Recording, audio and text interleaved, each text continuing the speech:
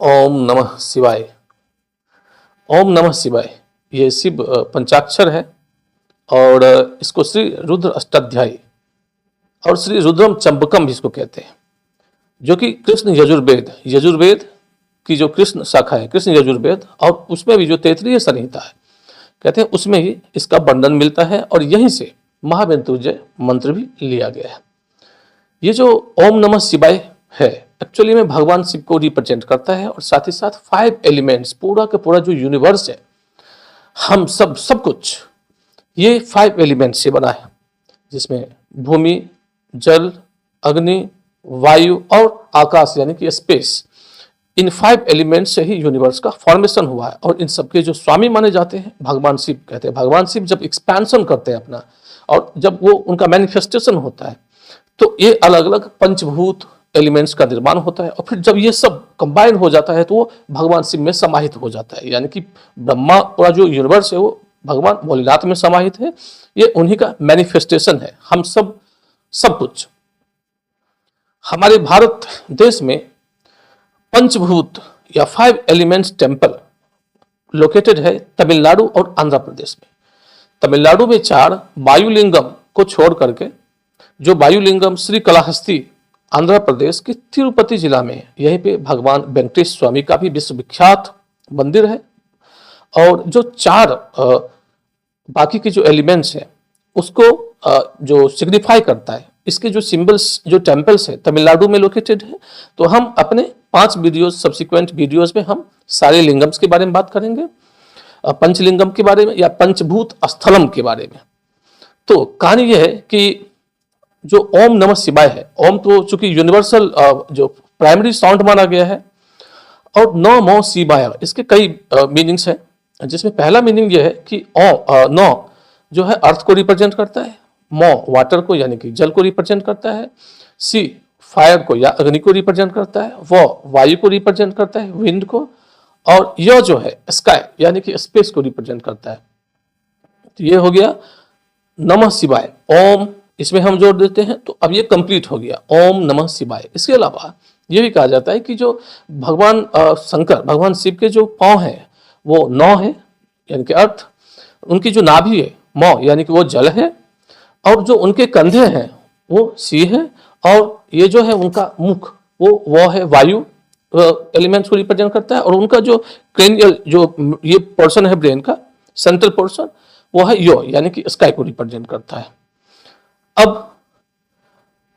तमिलनाडु के कांचीपुरम डिस्ट्रिक्ट में, जिसको कि हम सब कांजीवरम के नाम से भी जानते हैं, और भारत में कांजीवरम बनारसी साड़ी, तो बनारसी साड़ी के बाद कांजीवरम साड़ी, ये तो पूरे भारत में लगभग सबको पता है, इसके लिए बहुत फेमस है कांचीपुरम।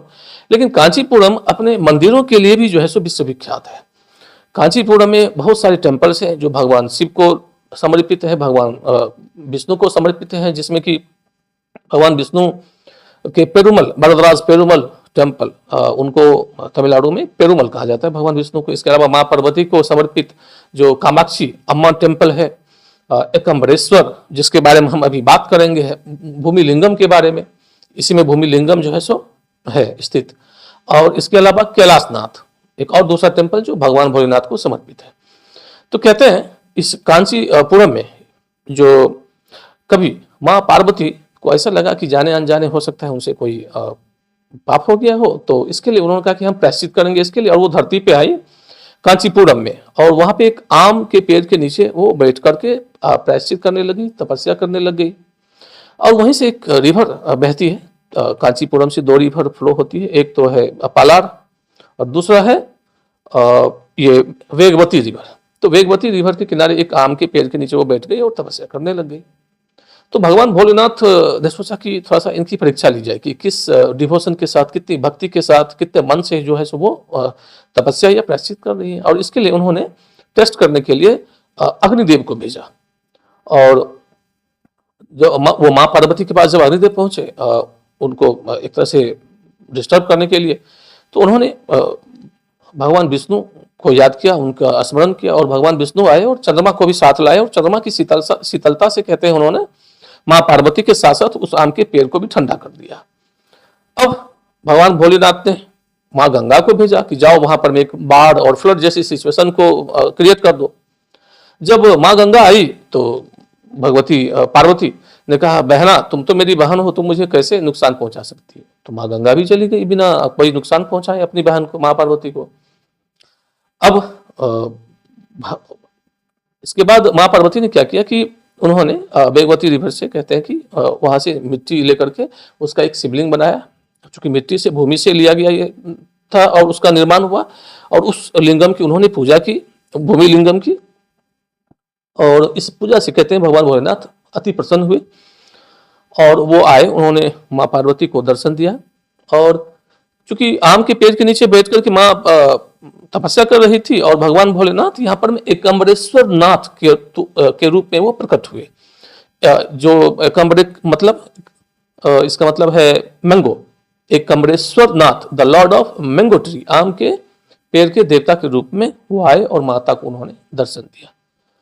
इस वजह से इसका नाम एकम्बरेश्वर टेम्पल पड़ा, और इसको हम राजलिंगेश्वर टेम्पल भी कहते हैं। और बेसिकली ये भूमि लिंगम, जो लिंगम है इस टेम्पल में, गर्भगृह में, उसको हम भूमि लिंगम कहते हैं और इसकी पूजा की जाती है। यहीं पर में भगवान विष्णु की भी पेरुमल स्वामी, जिसको नीलथिंगल थुंडम पेरुमल स्वामी टेम्पल भी इसी जो है सो मैसेज में लोकेटेड है। और यहाँ पर में एक आम का पेड़ भी है, जिस आम के पेड़ के नीचे माँ पार्वती तपस्या कर रही थी। कहते हैं कि ये पेड़ जो है 3500 साल पुराना है, 3500 ईयर्स ओल्ड।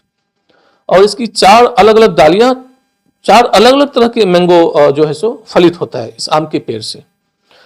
इस टेम्पल में 10 दिन का ब्रह्मोत्सवम फेस्टिवल होता है फागुन महीने में, मार्च अप्रैल के आसपास जो आता है। और उसमें जो है कहते हैं कि रथ यात्रा निकलती है और अलग अलग तरह से जो है सो 10 दिन पूजा पाठ होती है। और जो 10वें दिन है वो कल्याणोत्सवम के रूप में मनाया जाता है। कल्याणोत्सवम का मतलब होता है इस दिन माँ पार्वती का भगवान भोलेनाथ से उनका विवाह हुआ था।